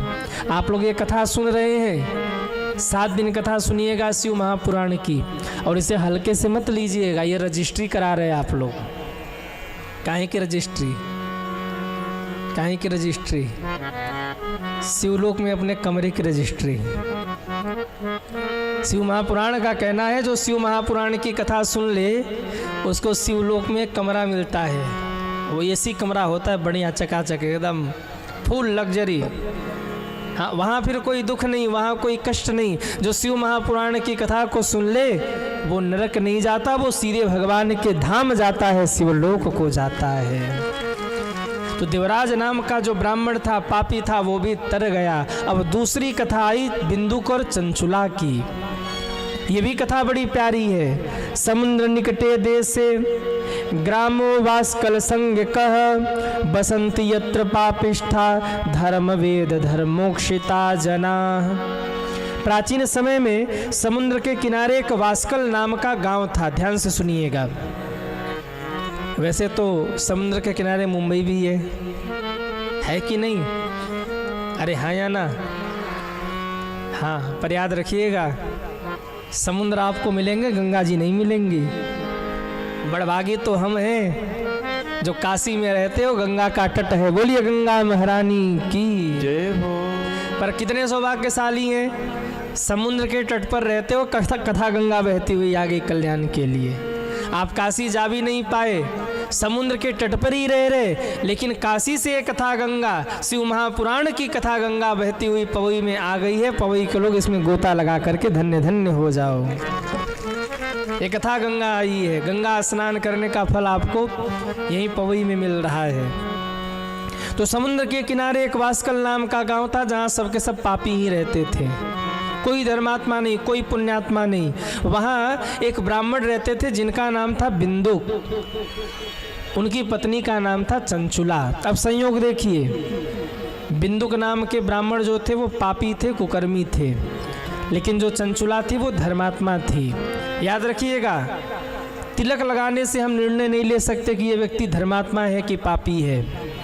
कंधे पर जनेऊ रखने से हम ये निर्णय नहीं ले सकते कि ये ब्राह्मण है, शुद्ध है, पवित्र है, पावन है। जीव का, व्यक्ति का चरित्र बताता है कि वो पापी है कि पुण्यात्मा है कि धर्मात्मा है, नरक जाएगा कि स्वर्ग जाएगा। था तो ब्राह्मण, लेकिन बहुत बड़ा पापी था। जो उसकी पत्नी चंचुला थी वो बहुत बड़ी भगवत भक्त थी, पति परायण थी। पर कई बार माताएं विवश हो जाती हैं। वो धर्मात्मा होती हैं, धर्म करना चाहती हैं, पर उन्हें अनुमति नहीं मिलती। कई बार कई लोग मेरे से मिलने आते हैं, गुरुजी हम क्या बताएं, हम कथा सुनना चाहते पर घर का माहौल ऐसा, घर वाले हमको धर्म नहीं करने देते, कथा नहीं सुनने देते। चंचुला बड़ी धर्मात्मा थी, लेकिन एक बार ये जो बिंदुक था ये कुकर्मी हो गया। चंचुला ने बार बार समझाया, वो नहीं माना। धन बहुत कमाता था, लेकिन सारा धन गलत कामों में खर्च कर देता था। चंचुला ने बार बार समझाया, महाराज ये ठीक नहीं है, आप धन कमाते हैं, सारा धन आप गलत कामों में खर्च कर देते हैं, परिवार का खर्चा कैसे चलेगा।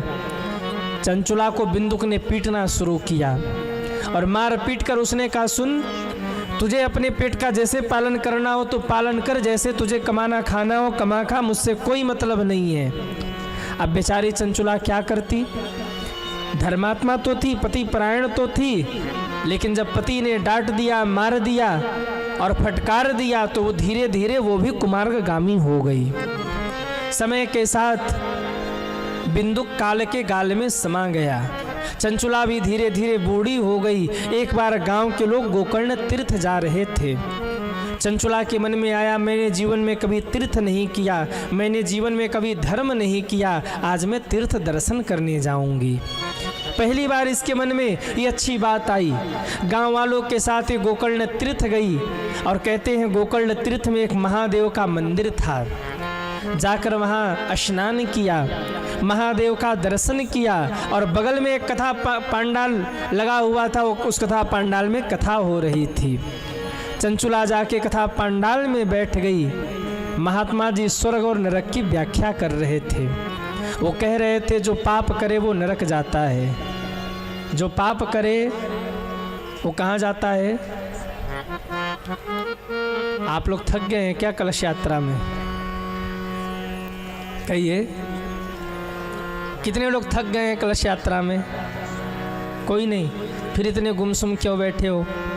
पवई वाले तो ऐसे नहीं थे भैया, पिछली बार तो ऐसे नहीं थे। अब पिछली बार तो महाराज टेंट पांडाल उखाड़ ले। हाँ, पर हाँ इस बार ठीक है, थोड़े शांति से आप लोग सुन रहे हैं। हम भी अभी कल तक थाने में कथा चली थी और एक तरीके से कह लीजिए कि रात्रि जागरण ही हुआ, क्योंकि 2-2:30 बजे तो 2 बजे तो हम लोगों ने भोजन ही किया और इसके बाद फिर 3-3:30 बजे सोए और फिर यहाँ भी भग के आना था, तो 1-2 घंटे विश्राम करके सुबह उठे फटाफट और यहाँ के लिए प्रस्थान कर गए। लेकिन आप लोग तो नहीं थके हैं ना? आप बताओ, पाप करने वाला कहाँ जाता है? कहाँ जाता है? कहाँ जाता है? अपुण्य करने वाला कहाँ जाता है? और जो पुण्य पाप न करे वो कहाँ जाता है? पाप करने वाला नरक जाता है, पुण्य करने वाला स्वर्ग जाता है। पर जो पाप करे न पुण्य करे वो कहाँ जाता है? वो पवई में आता है। महात्मा कह रहे थे जो पाप करे उसको उसके पाप का दंड जरूर मिलता है, उसको नरक में भेजा जाता है। नरक में वो नाना प्रकार की यातनाओं को सहता, उसे मारा जाता है, पीटा जाता है, खोलते हुए कढ़ाई में उसको फेंक दिया जाता है, चील कौवे उसको नोच नोच के खाते हैं। और जब नरकों की व्याख्या को सुना, आहा, चंचुला कांप गई है सज्जनों, कांप गई है, रोने लगी। मैंने तो बड़े पाप किए हैं जीवन में, अब मैं नाचो बहुत गोपाल, अब मैं नाचो बहुत गोपाल। कथा विश्राम हुई, सब अपने अपने घर चले गए। महात्मा जी अपना पोथी पत्रा समेट रहे थे। इसी समय चंचुला गई है, महात्मा के चरणों में गिर कर के रो पड़ी। महात्मा ने कहा, बेटी क्या हो गया, क्यों रो रही है? चंचुला रो के कहती, महाराज मैं बहुत बड़ी पापिनी हूँ। अगर मैं अपने जीवन के पाप कहूँ तो आपको भी शायद पाप लग जाएगा, इतनी पापिनी हूँ मैं। जीवन भर मैंने पाप किया है और आज आपके मुख से नरकों की व्याख्या सुन करके मैं बहुत दुखी हो गई हूँ। बाबा, क्या मुझ जैसे पापी का भी कभी कल्याण होगा या मुझे भी नरक जाना पड़ेगा? बाबा, मुझे बड़ा डर लग रहा है, मैं नरक की यातना को कैसे सहूँगी? मेरे ऊपर कृपा करिए, मेरा कल्याण करिए। क्या मुझ जैसे पापी की भी मुक्ति हो सकती है? क्या मुझ जैसे पापी का भी कल्याण हो सकता है? रो पड़ी है चंचुला। और जब चंचुला को रोते हुए देखा, महात्मा ने सिर पे हाथ रखा, कहा, बेटी तेरे आँख के आंसू बता रहे हैं कि मेरे महादेव तुझे मिलेंगे। तू जिस प्रायश्चित के आग में आज जल रही है ना, ये प्रायश्चित की अग्नि जो है तेरे जीवन के सारे पाप को नष्ट कर देंगे। याद रखिए, पाप होना बड़ी बात नहीं है, अपराध होना बड़ी बात नहीं है, पर अपराध को स्वीकार करना बड़ी बात है। अगर आपसे अपराध हुआ है, आप अपराध को नहीं स्वीकार कर रहे हो तो ये डबल अपराध है। पर आपसे गलती हुई है और आप अपनी गलती को स्वीकार कर ले रहे हैं तो समझ लीजिए कि अब आपका पाप कम हो रहा है। जीवन में जाने अनजाने में कोई अपराध बने ना तो चार काम करना। क्या? बोले पहले तो प्रायश्चित करना। जीवन में अपराध बने तो पहला काम करिए, उस अपराध के बदले प्रायश्चित करिए। दूसरा काम, ऐसा अपराध नहीं बनेगा ऐसा संकल्प करिए, ऐसा अपराध दोबारा हम नहीं करेंगे ऐसा संकल्प करिए। तीसरा काम, महादेव के नाम का जप करिए। और चौथा काम, भगवान के कृपा पर भरोसा रखिए। ये 4 काम कर लिया ना, कैसा भी अपराध होगा मेरे प्रभु आपके जीवन के सारे अपराधों को नष्ट कर देंगे सज्जनों। कहा, बेटी ऐसा कौन सा पाप है जिसे मेरे महादेव नष्ट नहीं कर सकते? जाओ तुम नमः शिवाय का जप करो। अब उस चंचुला ने नमः शिवाय नमः शिवाय नमः शिवाय नमः शिवाय जपना प्रारंभ किया। कुछ दिन बाद महात्मा जी के पास आई। महात्मा ने पूछा, बेटी क्या हाल है? बोले, गुरुजी अब भजन में मन लग रहा है। बोले, बहुत अच्छा है, और भजन को बढ़ाओ। कुछ दिन बाद फिर वो मिलने आई। गुरुजी ने पूछा, बेटा अब क्या हाल है?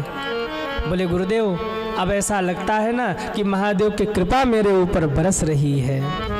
कहा, बस और भजन बढ़ाओ। कुछ दिन बाद फिर गुरुजी से मिलने आई। क्या हाल है?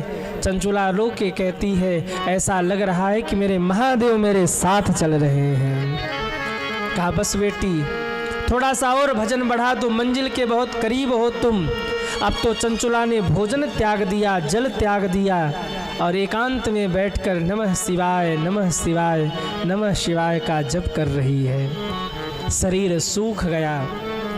एक दिन चंचुला रो करके कहती, हे महादेव प्राण निकलने को हो आए, कब कृपा करेंगे, कब मिलेंगे बाबा। पूरा जीवन तो पाप करते बीता, आप भजन कर रही हो, अब तो कृपा करिए, अब तो करुणा करिए। अगर आप नहीं मिलोगे तो प्राण निकलने वाले, मेरा उद्धार कैसे होगा। कहते हैं मुख से नमः शिवाय कहते हुए आँख में आंसू, और भगवान शंकर का ध्यान करते हुए चंचुला ने आज प्राण त्याग दिए हैं। जब चंचुला ने प्राण त्यागे, सीधे पहुंची है कैलाश पर मरकर, और वहाँ जब नेत्र खोला तो क्या देखा, सामने महादेव बैठे हैं, उनके बगल में पार्वती जी बैठी हैं, शंकर जी के गोद में कार्तिकेय जी हैं, पार्वती माँ के गोद में गणेश जी हैं, बगल में नंदी हैं, एक तरफ सिंह है, सांप है, भिक्षुक है, और समस्त देवी देवता महादेव की आरती कर रहे हैं, उनका पूजन कर रहे हैं। वहीं से दंडवत प्रणाम किया है चंचुला ने। मेरे महादेव उठकर खड़े हुए, पार्वती माँ उठकर खड़ी हुई। पार्वती माँ आगे बढ़ी हैं और दौड़ करके चंचुला को हृदय से लगा लिया है। चंचुला रो पड़ी, माँ मैं तो बहुत बड़ी पापिनी हूँ, आप मुझे स्पर्श मत करिए। माँ कहती हैं, चंचुला तूने पाप तो किए थे, लेकिन तुमने इतना भजन किया कि भजन करने से तेरे जीवन के सारे पाप नष्ट हो गए। अब तू मेरी प्यारी सखी हो गई है, तू मेरे साथ यहीं पर रहेगी। आज से तू मेरी सखी है और मेरे साथ इसी कैलाश पर तू निवास करेगी। पार्वती माँ ने उस चंचुला को क्या बना लिया, क्या बना लिया, सखी बना लिया। लोग कहते भजन करने से क्या होता है, अरे भजन के बल पे चंचुला भगवान की सखी बन गई। अब पार्वती माँ की सखी बन के पार्वती माँ के साथ ही रहती है चंचुला, उनके लिए भोजन बनाती है। वो जब पूजन करने बैठती हैं तो चंचुला पुष्प लेकर जाती है, झाड़ू बुहारी करती है, पार्वती माँ के कपड़े धुलती है, उनके साथ में रहती है। एक दिन चंचुला बैठ के रो रही थी। पार्वती जी ने पूछा, चंचुला क्यों रो रही, क्या हो गया। चंचुला ने कहा, माँ मेरे पति देवता बिंदु कहाँ हैं। पार्वती माँ चौंक गई। चंचुला बिंदु की याद तुम्हें आ रही है, कहाँ। मेरे पति वो तो बहुत बड़े पापी थे, वो तो पक्का नरक में गए होंगे माँ। कहाँ, मैं भी बताती हूँ तुम्हारे पति कहाँ हैं। नेत्र बंद किया, ध्यान लगाया तो विंध्य पर्वत पर वो जो बिंदुक था वो बहुत बड़ा प्रेत बना घूम रहा था विंध्य पर्वत पर, और अपने किए गए कुकर्मों की सजा पा रहा था, तड़प रहा था, बिलख रहा था, कोई बचाने वाला नहीं था। और जब पार्वती माँ ने बताया कि तेरा पति बिंदुक कष्ट पा रहा है, तो रोते हुए चंचुला ने माँ के चरण पकड़ लिए। माँ मेरा कल्याण तो आपने कर दिया, मेरे पति का भी कल्याण कर दीजिए। ये है भारत की नारी। मेरे भाई बहन, भारत की नारी कभी अपने लिए नहीं जीती है, वो जीती है अपने पति के लिए, वो जीती है अपने बच्चों के लिए, वो जीती है अपने सास ससुर के लिए, वो जीती है अपने परिवार के लिए। तभी तो कहा गया, यत्र नार्यस्तु पूज्यन्ते रमन्ते तत्र देवता। एक माँ का जीवन, एक नारी का जीवन, एक पत्नी का जीवन, वो जो नारी जाती है उसका जीवन अपने लिए नहीं होता। याद रखिएगा, माताएं जितना भी व्रत करती हैं उसमें से शायद कोई एकाक व्रत होगा जो अपने लिए हो, वरना जितने भी व्रत माताएं करती हैं या तो पति के लिए होता है, या तो बच्चों के लिए होता है, या तो परिवार के लिए होता है। सच कह रहे कि नहीं? जितने भी व्रत माताएं करती हैं, इसलिए वो महान होती हैं, इसलिए वो आदरणीय होती हैं, इसलिए वो पूजनीय होती हैं, इसीलिए उनको माँ की उपाधि दी। वो खुद कष्ट सह लेंगी, लेकिन चाहती मेरा बच्चा प्रसन्न रहे, मेरा परिवार खुश रहे। चंचुला कहती, मेरे पति का कल्याण कर दीजिए माँ, उनका उद्धार कर दीजिए। पार्वती माँ कहती, जिस पति ने तुझे कुमारगामी बनाया, उसी पति के उद्धार के बारे में तू सोच रही है। कहा, माँ कैसे भी हो, थे तो हमारे पति ही ना, कल्याण कर दीजिए। तुरंत एक तुमरू नाम के गंधर्व को बुलाया माँ ने और कहा, जाओ उसको बांध करके शिव महापुराण सुनाना। एक रस्सी दिया है माँ ने, पार्वती माँ ने एक रस्सी दिया तुमरू को और कहा, चले जाओ विंध्य पर्वत पर और उसको बांध कर शिव महापुराण की कथा सुनाना। अच्छा आप बताइए, हम सकलदीप जी से कह दे कि जितने लोग आए ना सबको बांध के शिव महापुराण कथा सुनाओ, कैसा लगेगा? कहिए। हम कहते जब तक 3 घंटे की कथा पूरी ना हो किसी को उठने मत देना, सबको बांध के रखो रस्सी में, तो बात बनेगी? कहिए। क्या किसी को आए बनेगी बात? कुछ लोग ऐसे ऐसे कर रहे, हाँ बन जाएगी। किसी को बांध के कथा नहीं सुनाया जा सकता, लेकिन बांध के कथा सुनाने के लिए क्यों कहा? क्योंकि बिंदुक पापी था और पापी व्यक्ति को भगवान की कथा अच्छी नहीं लगती।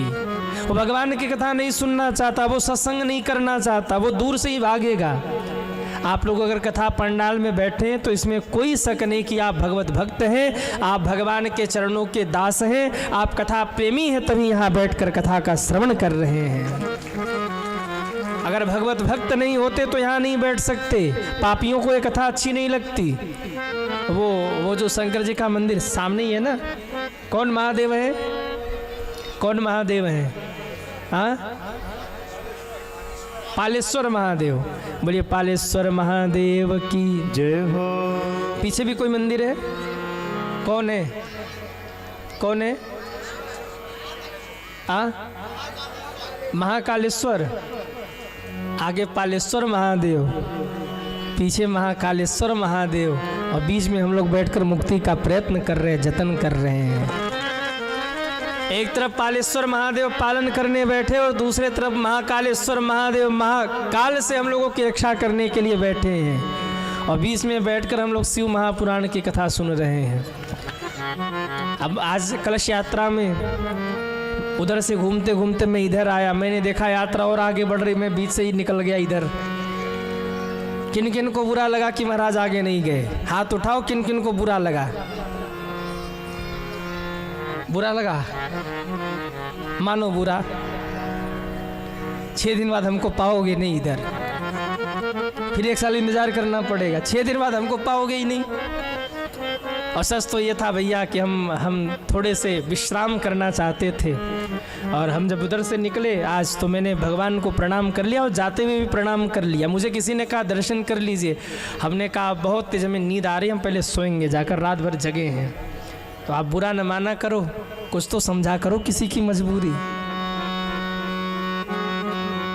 हाँ, कुछ तो समझा करो किसी की मजबूरी। ये महाराज दर्शन करने नहीं गए, दर्शन करने नहीं गए तो पाप हो गया, तुम दर्शन कर लो हमारी ओर से, और कह देना सचिकांत महाराज ने प्रणाम भेजा है। हम तो करेंगे ही करेंगे, हम तो उन्हीं को लेके बैठे हैं। पर इतनी जल्दी आप लोग बुरा मानते हो। आजकल के चेला भी बड़े खतरनाक हैं। वो गुरुजी कोई बुरा मान जाते, गुरुजी दर्शन करने नहीं गए, बुरा नहीं मानते। हाँ, मैंने महादेव को मन ही मन प्रणाम किया, और सच कहूँ वो मंदिर में है ठीक है, लेकिन वो हम सबके हृदय में भी हैं।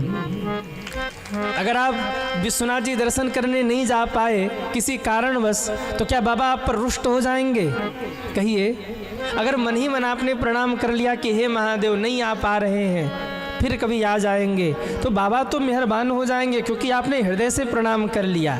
और फिर मैं कहाँ दूर हूँ उनसे? चाहे पालेश्वर महादेव हो, चाहे महाकालेश्वर भगवान हो, चाहे मेरे शिव महापुराण हो, सब तो एक ही हैं, कहाँ दूर हैं। अरे आज कलश यात्रा के समय जाकर प्रणाम नहीं किया, मैं रात में जाकर के पर्सनल भगवान को प्रणाम कर लूँगा और कह लूँगा प्रभु नहीं आ पाया, क्षमा करियो, क्षमा करियो सरकार।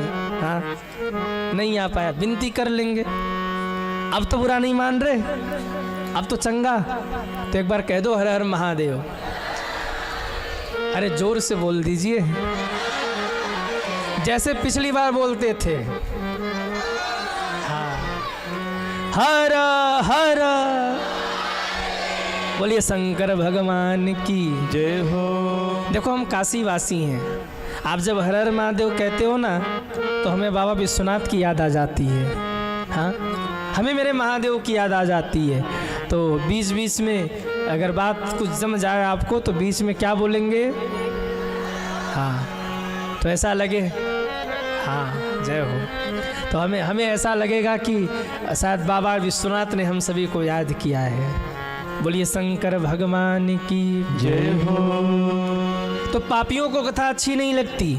जो पापी होते वो दूर से ही भागेंगे। पालेश्वर महादेव हैं, जो पापी होंगे वही सकेंगे कौन जाए कथा वथा में, चलो चलो चलो चलो चलो, उधरी से निकल जाएंगे। कुछ आ गए बैठ गए तो बैठ के भगवान मनाएंगे, कब आरती हो जा प्रसाद मिले हम भागे यहाँ से। तुलसी पूरब पापते हरि चर्चा न सुहाए, जैसे ज्वर के जोर से भूख विदा हो जाए। किसी को ज्वर चढ़ा हो तो मीठा शक्कर भी उसे तीखा लगेगा। ऐसे ही जिसको काल का ज्वर चढ़ा हो, जिसको पाप का ज्वर चढ़ा हो, उसे भगवान की कथा अच्छी लगने वाली नहीं है। भगवान की कथा तो आप जैसे धर्मात्माओं को अच्छी लगती है जो कथा बैठकर सुन रहे हैं शांति से। और आप बैठे हो तो ऐसे नहीं बैठे हैं, पूर्व जन्म का कोई पुण्य किया होगा, कोई सत्कर्म किया होगा। हाँ, हम कथा कर रहे तो ऐसे नहीं कर रहे हैं, पूर्व जन्म का कोई सत्कर्म हमारा भी रहा होगा जो भगवान ने बचपन में ही कथावाचक बना दिया। हम और पूज्य दीदी जी तो इतने से थे तब से कथा कर रहे और कोई प्लानिंग नहीं। सच बताऊं, हम लोगों को कभी किसी ने कहा भी नहीं कि आप कथा करिए, नहीं, पिताजी भी नहीं कहा। दादाजी संत थे, पिताजी कथावाचक। बचपन से ही हम और पूज्य दीदी जी कथा क्षेत्र में आ गए, कथा की सेवा करने लगे। और ये ऐसे नहीं हुआ होगा, पूर्व जन्म का कुछ थोड़ा बहुत प्रारब्ध रहा होगा, संचित रहा होगा, जिससे भगवान ने कथावाचक बना दिया। हाँ, ज़्यादा कुछ नहीं तो मक्खी मच्छर ही बन करके भगवान के इर्द गिर्द भटक गए होंगे और भगवान ने फटका मार दिया, भागो यहाँ से, कहाँ भटक रहे हो, और फटका लग गया होगा, दूसरे जन्म में कथावाचक बन गए। और हम ही नहीं, आप लोग भी कहीं मक्खी मच्छर बन के कहीं भगवान के इर्द गिर्द भटके हो गए। भगवान ने आपको भी झटका दे दिया होगा जो आके कथा पंडाल में बैठ गए इस जन्म में। नहीं तो पापी तो घर में ही बैठ के सोचेगा कान खा गए 7 दिन में कथा सुना सुना के, कान पका दिया कथा सुना सुना के। तुम मरु को कब बांध के कथा सुना ना, ऐसे वो नहीं सुनेगा। पहुँचे हैं तुमरु नाम के गंधर्व और पकड़ के पहले रस्सी में बांधा है और बिठा के जबरदस्ती कथा सुनाया। बताइए, बिठा के जबरदस्ती कथा सुना रहे। 1 बार सुना, 2 बार सुना, 3 बार सुना, और जब बार बार उसने शिव महापुराण की कथा को सुना तो शिव महापुराण की कथा सुनते सुनते बिंदुक के सारे पाप धुल गए। और जब सारे पाप धुल गए तो बिंदुक का वो जो प्रेत रूप शरीर था वो छूट गया, दिव्य शरीर धारण करके बिंदुक प्रकट हो गया। सज्जनों, जब दिव्य स्वरूप धारण करके बिंदुक प्रकट हुआ तब बंधनों से मुक्त किया है तुमरु ने, और कहा चलो तुम्हें महादेव ने याद किया है। उसको लेकर कैलाश पर पहुँचे। अब की बार शंकर जी खड़े हुए, देखा बिंदुक आया है, दौड़कर मेरे महादेव ने उसको हृदय से लगा लिया। बिंदुक ने कहा महाराज, मैंने कौन सा ऐसा सत्कर्म कर दिया जो आप मुझे हृदय से लगा रहे।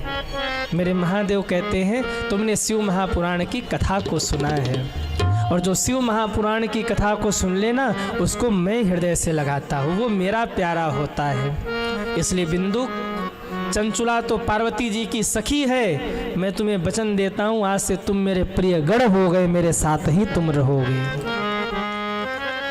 और वो जो बिंदुक था, बिंदुक जो पापी था, भगवान शंकर ने उसे अपना गढ़ बना लिया और गढ़ बना करके बिंदुक को अपने पास ही रख लिया, अपना शिष्य बना लिया।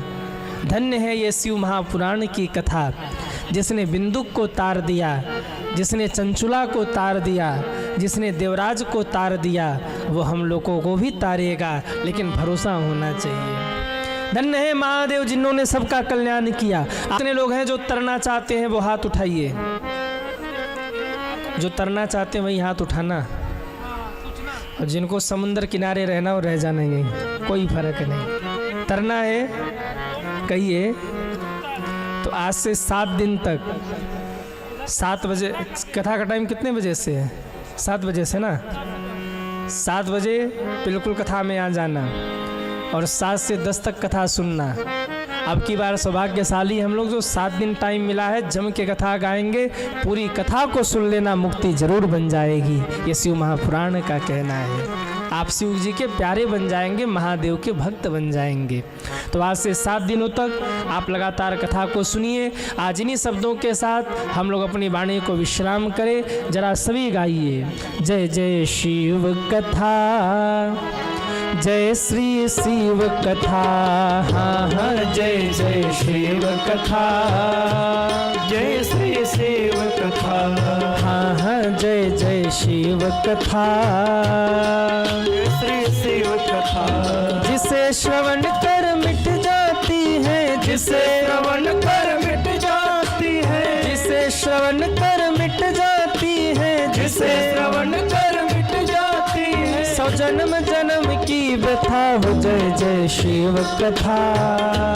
जय श्री शिव कथा, हाँ हाँ जय जय शिव कथा। जय श्री शिव कथा। हाँ हाँ जय जय शिव कथा। जय श्री शिव कथा, हाँ हाँ जय जय शिव कथा। जय श्री शिव कथा। बोलिए शिव महापुराण की जय हो। सभी दोनों हाथ जोड़िए और आज की कथा को श्री हनुमान जी के चरणों में समर्पित करें। कथा विसर्जन आज की, सुनहु वीर हनुमान। राम लखन सीता सहित, सबका करहूं कल्याण। बोलिए हनुमान जी महाराज की जय।